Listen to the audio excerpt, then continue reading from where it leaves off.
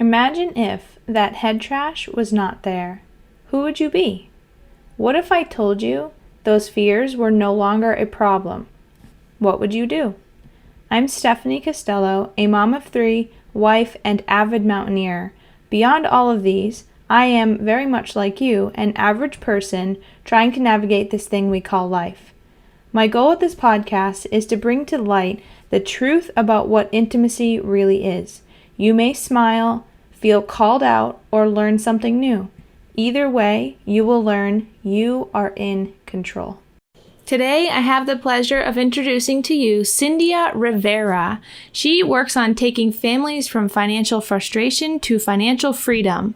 Cyndia is passionate about helping families change their financial legacy. Her mission is to empower individuals and couples to master their finances and create a positive money mindset. Cyndia has helped many families find financial freedom by coaching them on how to create a spending plan, save money, and pay down debt while enjoying life with their loved ones. Cyndia has taken Dave Ramsey's Financial Coach Master Training. She is a certified professional financial coach and is currently studying to become an accredited financial counselor. All right, everybody. Welcome to the Intimacy Truth Podcast, where we have Miss Cyndia here to share with us a little bit about finances redesigned, removing the stigma. So welcome, Cyndia. Sorry, I said your name wrong. Thank you so much, Stephanie. I'm so happy to be here today. You're very welcome. Okay, so tell us, what was your journey? How did you overcome your financial struggles in the beginning of your journey? Well, for us, my husband and I, in July, it will be 30 years, and we'll be celebrating of marriage. It's our anniversary. And when we first got married when we were around 20 years old. We were young. And like every new couple, you're wanting to, get your apartment, you're wanting to furnish your apartment, you're just starting out, not really knowing how to manage your finances, your money. You think you're doing well. You're going by what you've learned by watching your parents, because parents didn't really talk to you about money, right? So my husband loves to eat, so I'd say most of his money went on food. I was a little bit of a saver, but still wasn't really wise in what I did with my money. And we, again, being a new couple, wanting to have things for our apartment and all, we got a credit card offer in the mail, and that's where it all started. One credit card offer in the mail, and we were like, "Ooh, this is great! This is awesome!" So we were pre-approved. We said yes. We took the card. We got furniture, and we're like, "Oh man, we don't have to pay for this now." And so we did that. You get approved for one credit card, you're going to get another offer. You take that one, you're going to get another offer. And so we fell into that cycle of saying yes to these pre-approvals and getting these credit cards. And we're thinking it's okay, we just only have to pay the minimums. As long as we make those payments, we're fine. But we didn't realize that we quickly could get into trouble by doing that, because we were using the credit cards, and although we were paying the minimums on them, we were maxing out the credit cards. So the minimums were going high. The minimums were high for us, right? And we weren't really paying anything on it. Just we were paying all interest. We didn't pay attention to what would happen if you made a late payment. We didn't know didn't understand anything about interest rates or APRs or annuals or any of that. And so anyways, it got us into this big financial mess. So we had all this credit card debt that we had now. We couldn't make the minimum payments anymore. So needless to say, they started going slowly, one by one, to collections. And we didn't understand credit either. So that was another thing. So now we have these collections hurting our credit. We have this debt that we owe. I've always wanted to be a stay-at-home mom with our daughter, and I wasn't able to do that. So that was a problem. We tried to do that 2 or 3 times, and it would last maybe 2 or 3 months, and I'd have to go back to work. And that was really hard for me. I carried a lot of guilt for it because I wanted to be home with my daughter. I think I was only home with her maybe 3 weeks when I had to return to work. So that was really, really hard because I felt like I lost that time of bonding, that every mom wants to have with their child. So that was extremely hard for me. And so it caused stress. And the guilt was there, the stress was there. Then you have my husband who, uh, he was the main breadwinner, even though I worked, but he brought in, most of the income. And so he worked hard. My husband's always been hardworking. I mean, just he could do anything, Yeah. anything. And so, of course, that would make him feel like he wasn't bringing in enough because his wife couldn't stay home like she wanted to. And so that caused, again, the stress there. The emotions were like everywhere. We couldn't talk about it because we didn't know where to start. And if I'd say something, I'd feel like maybe I was making him feel bad. And so it just caused a lot of problems in our relationship, with added to the stress that was there, added to uh, caused a lot of financial anxiety. We couldn't do things that we wanted to do, like go on vacations, go on weekend getaways, just he and I, because it was always, we don't have the money for it. So we were literally living paycheck to paycheck, not because we didn't have the money. It was just because we didn't manage the money the way we should have. I And love that. so that was our journey in financial. It started early in our marriage. It really did. And I want to say it was there for about 19 years of our marriage. Wow. We weren't even lavish spenders. Like I said, we weren't even going on vacations. And it's just that we weren't managing where we were living like day to day, not thinking about the future, not thinking, hey, we have a child now, we should have money in savings, emergencies happen. We wanted to buy a house. We tried 2 times and we couldn't do it because our credit score was shot because of all of the debt that we had. And we didn't have any money in savings. But when we finally got to the point that we can buy a house, we were cleaning up the mess that we were in slowly. We were able to buy a house, but apparently we didn't learn. So we got back into a financial mess. Yeah. And so it was like, what is going on here? So it actually took, Stephanie, it took us to lose that first house. We worked hard to get the house.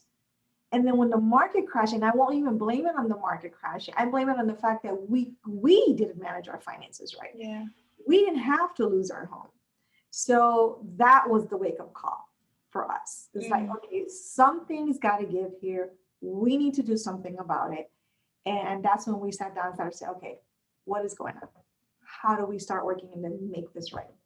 Yes. And so earlier I said, I love that when you were talking about managing the finances, but the terms managing the money, it's not that you don't have it, it's that you're not managing it. And that's probably most people's cases. But when I said I love that, you were talking about a very tough part of your story. So I wanted to make sure I clarified with the listeners and with you that I was talking about the terms learning to manage the money. It's important because money really affects your, like you were saying, your overall stress in your relationship and the emotional stress that it brings into it. And so it's not just the money, it's a part of the entire picture. And it's one of the main precursors in the entire picture that impact what that picture looks like and how you're engaging with each other. But I'm curious, how was the conversation with you or your husband as children with like family? Like what was your family conversation around money when you were a kid? Growing up, I grew up in we were low income. We were in the welfare system. And so what I did see was that my mom managed the very little that we had. She managed it well. Okay. She did not believe in debt, which I admire. And to this day, she doesn't like getting into debt. Same here. I hate getting into debt. I really do. So I remember that this is how we grew up, and going to McDonald's for us was like going to Red Lobster. Yeah. And I tell people that all the time. Yeah. When my sister and I, when my mom says we're going to McDonald's, like, yay, happy meals. But it was like, it was just so much fun, right? So I saw that. I saw that my mom did not like debt. She did not want to have anything hanging over her. Things were all, we were able to pay the rent, the light bill, all of that. Everything was fine. But there were, I just observed those things. There were things that I couldn't do. There were some field trips in school I couldn't go to. I remember in high school, and you know what? I don't even think about it no more, but my mom does. Yeah. She brings up when I was in high school, there was an opportunity, I don't know if it was sophomore or junior year, where it was a trip to Mexico for something. I think it was, I can't remember. It was some trip where I could have gone to for something with school, and I couldn't go. We didn't have the money for it. And I guess, I'm sure at the time I felt really bad about it, and probably really sad because I couldn't go and this and that. And but I forgot, and she brings it up. She still tells me, I really wish that you could have gone to that. I really wish that we could have had the money so that you could go. Yeah. Now, there's a difference. They didn't have the money for it. Right. If that would happen to us, we probably would have had the money, my husband and I, to say to send our daughter, if we would have managed our finances correctly. The money would have been there. So there's two different, right? So that's how I grew up. My husband, on the other hand, they're a little more well off, and his dad was the breadwinner. His mom was a stay-at-home mom. They were a bigger family, and they went on vacations and things like that.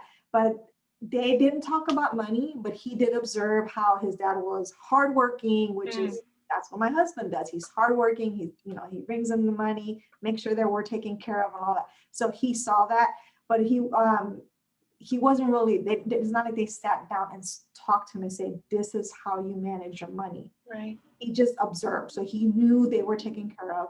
He knew his dad worked, brought in the money. There was food on the table all the time. They could go out, they can do things. But that's just what he observed. No one actually sat down and talked to him, hey, this is how you actually manage your money. This is what you do. Which so brings those were our two backgrounds. Yes. Which brings me to the whole piece of, like, I'm super passionate about this, and having the difficult conversation, like that conversation that nobody wants to have. Like, I'm known for, we're doing it, right? We're talking about it. And had either of you had the opportunity to understand what mom was doing when she was managing her money? Because parents oftentimes, they're like, oh, I have to be perfectionist. I have to show to my kids like how to do it. But they show through doing versus through telling. And showing by doing and telling is very important, and having that equal conversation, not just with money, with behind closed doors, with how do you engage in relationships, with what are your boundaries in relationships, right? Like, as people, we kind of just engage in things the way we want to and do what we want, but we don't necessarily talk about why we want to do it. So it's really interesting that the two of you saw pretty good, healthy, even though it was very different socioeconomic systems, you still saw some pretty good, healthy behavior patterns, but didn't have the opportunity to learn it on your own terms and try to investigate so that you could continue on that, simply just because not having conversations. So exactly, it's really interesting. So you talked about two different times where you had sort of that pivot or dip in your financial freedom. So how did you get out of that second one? And when it got to that point where we realized that, okay, something's got to give. We're at this point now where now we're really stressed. Now we have, our son is in the picture. At this time, I was at home because I had gone back to college, and my son was a surprise. I find out I'm pregnant with my son, and we had decided, okay, now we're going to try for me to stay home. And then it was perfect. Okay, he came along. Okay, well, I could stay home with him, but it was hard. It was still tough for us. We had just lost the house, and I remember we're sitting at church one day and they're talking about Dave Ramsey's Financial Peace University. And it just sounded like, you know what, this is something that we need. I remember turning to my husband and saying, we need this. And he just looked at me. I'm like, we truly need to do that. He says, okay, well, I mean, we have to commit to it. Yeah, definitely. So we went ahead and we signed up for the Financial Peace University course. Our daughter was 16 at the time, and we brought her with us. And that's how she learned how to manage her money. Okay. See? listening and us having conversations at home, Yeah. we really got like, we just sat down and we started looking at everything and said, what do we need to do? And how are we going to start paying things? And what are we going to sacrifice now? And then we just got really, really serious about our money. So we're like, this is not going to happen to us again. And we don't want our children to go through the same thing. Yeah. And so we started to do that, which allowed me to then just stay with my son until he was he went to pre-K, and then I decided to go back to work. Yeah. But I always say that was the most amazing. We took a vacation that year, which we hadn't had in years. Yeah. And it was the most amazing vacation because we had already started this journey of managing our finances, budgeting everything, putting money away, paying off debt and all. And I remember that was our first time going to Tennessee. And it was the first vacation in many years. And it was the best ever. Why? Because everything was paid up front. All of our bills at home were taken care of. The vacation was already paid. We didn't have any credit cards, but had we had a credit card, because we said we weren't going to have any more, we weren't going to depend on it. Mm-hmm. Everything was saved for. We had an amazing vacation. We budgeted for it. We came back. We still had money left over, but we didn't have to worry about, oh, did we pay the rent? Everything was taken care of. Mm-hmm. So to me, that was the most memorable vacation because of the finance part of it. Absolutely. Yeah. And then even the to go back to your conversation with your daughter, like there was this, and to bring in what we're talking about today, removing the stigma from redesigning your finances. You weren't embarrassed. Like as parents, you weren't embarrassed to have a conversation, and that right there, that's like even more gold than having the conversation about finances, because now your daughter knows that it's okay to make mistakes. It's okay to have weaknesses. Your weaknesses and your strengths are equally loved and cared for. And you removed that guilt and that shame from the process for her and for your family, which now creates that ability to have that abundance mindset.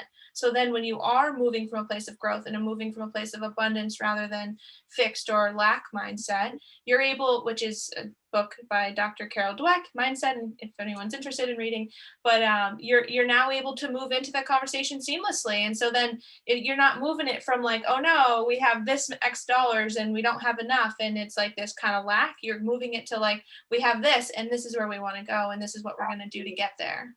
It's definitely about setting goals. Yes. Yes, you there's things you want and there's things that you want to do, because I'm all about, we can enjoy life. We can still go, we can getaways, we can travel, we can do these things, but you have to make sure that you set money aside for it. So you set a goal. And like you said, okay, well, maybe our vacation is a $2,000 vacation and we have, $900. Okay, that's fine. That means we still need $1,100. Right. How are we going to make it happen? Do we need to sacrifice some things just so we can make it happen? How much do we really want to go to this vacation? Mm-hmm. With my daughter, when she came with us, okay, she was listening. We were having the conversations at home. We were teaching her, this is what we did wrong, right? This is how we're going to correct it. Yeah. This is what you can do. And then we taught her as well, as far as we're like, well, what's the best way to teach her how to manage money? She wasn't working yet. Mm-hmm. So there were things that we, girls get every month that you have to buy supplies. Yeah. Girls, shampoo, all kinds of hairspray, all kinds of things, right? Yeah. So we had her make a list. What do we buy for you on a monthly basis? And this is not food. This is just all these like toiletry and things like that. Extra things, except for, the time of the month stuff that is like a necessity, but the hairspray is not a necessity. The makeup's not a necessity, right? Yeah. All those extra wants, not needs. Yes. I said, what do we buy? What is, how much is it? And we're going to give you that amount every month. You're going to manage that. So I think it was around $60. I said, you're going to manage that. We're going to give you $60 every first of the month. You're going to buy your own things. If you have money left over, great, keep it, spend it, roll it over, whatever you want to do. Just remember, if your products, whatever you need to buy, is done, you have to wait until next month and we give you the $60 again. Right. And she did that. She would put it in an envelope and she managed it until this day. She still manages her money by budgeting. She cannot go off of a budget at all. It'll just like, oh, what's going on? because she learned to do that. But it was, again, having those healthy conversations Yeah. and teaching her how to manage. And it's okay if you mess up. It's okay. What do you do next? Right. You just don't stay there. Because for us back then, it was hard. And the hardest thing was, who do we talk to about it? Because it's so personal and there's so many feelings that come with it, guilt, shame, embarrassment, all kinds of things. Who do you talk to? It's like if you don't have anyone, it's family going to judge you, our friends going to judge you. Who do you talk to? And when you don't have that, it's just you two, and you two are already stressed out. Yeah. It makes it really, really hard. So I thank Yeah. God we were able to finally get to Work that point through where it. we can make it work. Yeah. Many people don't have that. No. I always say that's where I come in. Remove the guilt and shame first, and then everything else is easy. Mhm. And that's definitely my passion, is to help people remove the guilt and the shame from their lives. Thank you very much for sharing your story. And I would like to give you the opportunity, because we do know that you work Family Finances Redesign, which I think is an amazing business title. It really describes what you do. So do you want to talk a little bit about what you do? Yes. So as you said, that's my business, Family Finances Redesign. I'm going on 4 years of running my business. Yeah. I work with individuals and couples who are feeling the weight of financial stress. So I say I take you from financial frustration to financial freedom. And I work with single moms, single parents, individuals who aren't married, have no families, just them. I work with couples who are struggling with the finances, are struggling with talking about financing, helping them have healthy conversations about money, setting financial goals together, creating a plan that is aligned with their values, aligned with their goals, and creating that roadmap to financial freedom and success. It's all about redesigning the way they view money and the way they handle money, and changes their family's financial future. And two, so you're the person to talk to before they go to a financial advisor.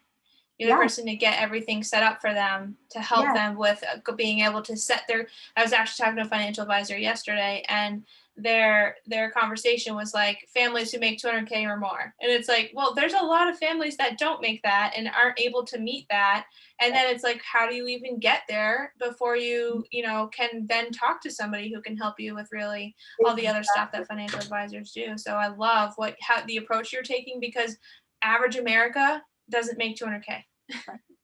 right. And you know what? And it's so funny to say, because even a person who's making 200, 300K, if they're Probably not doesn't. managing their finances right, they're going to stress just exactly as this person who's making 50,000 a year. Yep, exactly. So not everyone is ready for investing.